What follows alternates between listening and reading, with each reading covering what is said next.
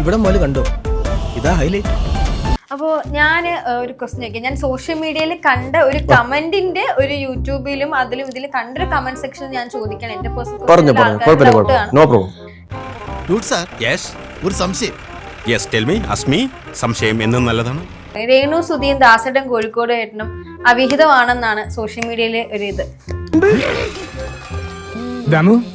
എന്ത് പറ്റിയടാ? Social media അവിടെ പറഞ്ഞു. ഞാൻ കണ്ട കമന്റ്സ് ആണ്. കമന്റ്സ് കണ്ടതാ. കമന്റ്സ് ഇടുന്ന ആൾക്കാർ ഇപ്പൊ കള്ളുടിച്ച ആൾക്കാർ കമന്റ് ഇടും, എന്താ പറയാ ഡിസോർഡർ ആയ ആൾക്കാർ കമന്റ് ഇടും, പല ആൾക്കാരും കമന്റ് ഇടും. ആ കമന്റുകൾ ഏറ്റുപിടിച്ച് സത്യമാണോ തെറ്റാണെന്ന് പറയാൻ പറ്റുമോ? അങ്ങനെയൊക്കെ ചോദിച്ചാൽ ഇപ്പൊ എങ്ങനെ ഒന്ന് പറഞ്ഞു കൊടുക്കേ. ആ കമന്റുകൾ ഏറ്റെടുത്തിട്ട് നമ്മൾ ശരിയാണോ തെറ്റാണെന്ന് പറയാൻ പറ്റുമോ?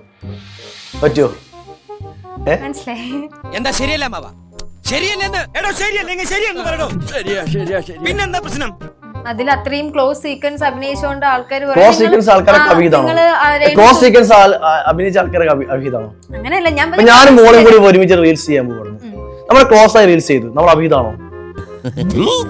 സമാധാനമായല്ലോ. കഥം ആണോ? നിനക്കറിയാം, എനിക്കറിയാം.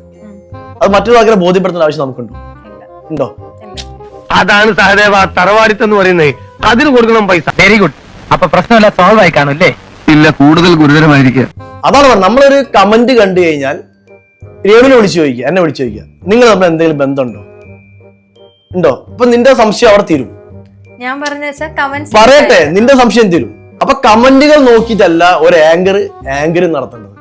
നീ എന്തിനാ ആവശ്യമില്ലാത്ത കാര്യങ്ങൾ പറയണേ? ഇത് മനുഷ്യന് ആവശ്യമില്ലാത്ത കാര്യമാണോ? നിന്നെ ഇതിനൊന്നും കൊള്ളുകയില്ലെന്ന് നീ വീണ്ടും വീണ്ടും തെളിയിച്ചിരിക്കുകയാണ് എന്റെ വിജയ, അല്ലേ? ഞാൻ പറയട്ടെ, ഇപ്പൊ ഫേക്ക് അക്കൗണ്ട് കമന്റ് ഇടാം, ദാസേട്ടൻ കോഴിക്കോട്. അപ്പൊ ആ കമന്റ് നോക്കി നിങ്ങൾ പിടിക്കോ? കമന്റ് ഇട്ട വ്യക്തിന്റെ അക്കൗണ്ട് കയറിയാൽ റിയൽ ആണോ ഫേക്ക് ആണോ അത് നോക്കണം. അതൊരു ഇന്റർവ്യൂ നടത്തുന്നത് ആങ്കറെ കടമയാണ്. ഇനി രക്ഷയില്ല. ഡയലോഗ് ശരിയാണല്ലോ, പിന്നെ എന്താ വേണ്ടേ? അത് റിയൽ ആണെങ്കിൽ, അത് ജെന്യൂൻ അക്കൗണ്ട് ആണെങ്കിൽ അയാളോട് ചോദിക്കുക. ഒരു കമന്റ് അല്ല ഞാൻ കണ്ടത്, പറയട്ടെ. ഒരു കമന്റ് കണ്ടു. ഞാൻ പറയട്ടെ, പ്രൊഫൈല് നമ്മൾ നോക്ക്, ഫേസ്ബുക്ക്, യൂട്യൂബ്. പറയട്ടെ. എവിടെ ഇതൊരു നടക്ക് പോണ ലക്ഷണില്ല. ഞാൻ ഇവന്റെ രണ്ടെണ്ണം വാങ്ങിച്ചിട്ടേ പോവുള്ളൂ. അറിയാത്ത പിള്ളേക്ക് ചൊറിയും പറയും. ഒന്നുമില്ലേ. അപ്പം മോള് വിശ്വസിക്കുന്നുണ്ടോ അങ്ങനെ അഭിഹിതം ഉണ്ടെന്നുള്ളത്? ഞാൻ വിശ്വസിച്ചില്ല. ഞാൻ കമന്റ്സിന്റെ കാര്യം എനിക്ക് ഒന്നും വിശ്വസിച്ചില്ല. അഭിഹിതം ഉണ്ടോ ഇല്ല ഇതൊന്നും ഞാൻ വിശ്വസിച്ചിട്ടില്ല. ഉണ്ടോന്ന് എനിക്കറിയത്തില്ല. ഞാൻ പറയുന്നത് നമുക്കറിയാവുന്ന മാർഗങ്ങൾ ഇതൊക്കെയല്ലേ ഉള്ളൂ.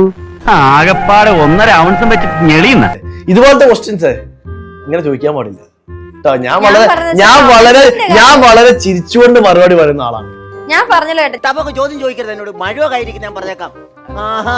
ശരി, പോട്ടെ, കൂടുതൽ എന്നെ നാറ്റിക്കരുത്. പിന്നെ ഞാൻ കമന്റ്സിന്റെ ആയിക്കോട്ടെ, ഞാൻ വളരെ ചിരിച്ചുകൊണ്ട് മറുപടി പറയുന്ന ആളാണ്. ഒരാളും പ്രകോപിപ്പിക്കുന്ന ആളല്ല. പക്ഷെ പ്രകോപനം വേണമെന്നുണ്ടായാലും അപ്പുറം ഞാൻ പ്രകോപിപ്പിക്കും. ഞാൻ ഈടെ ഈ നട്ടൽ വളയ്ക്കാറില്ല.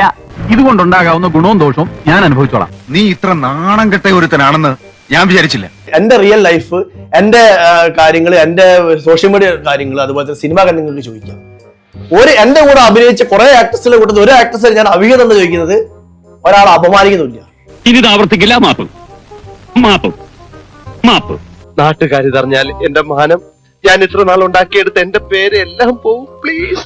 ആ കമന്റിന് അവർക്ക് മറുപടി പറയുന്ന ബാധ്യത എനിക്കില്ല. പക്ഷെ അത് ഏറ്റുപിടിച്ചുകൊണ്ട് ചോദിക്കാൻ പാടില്ല. അതാ പറഞ്ഞു. ഓക്കെ,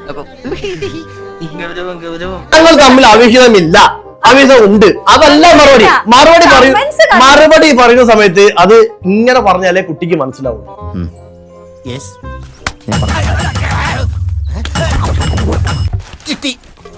മാഷേ, വളരെ കുറച്ച് നല്ല ക്വാളിറ്റീസേ എനിക്കുള്ളൂ.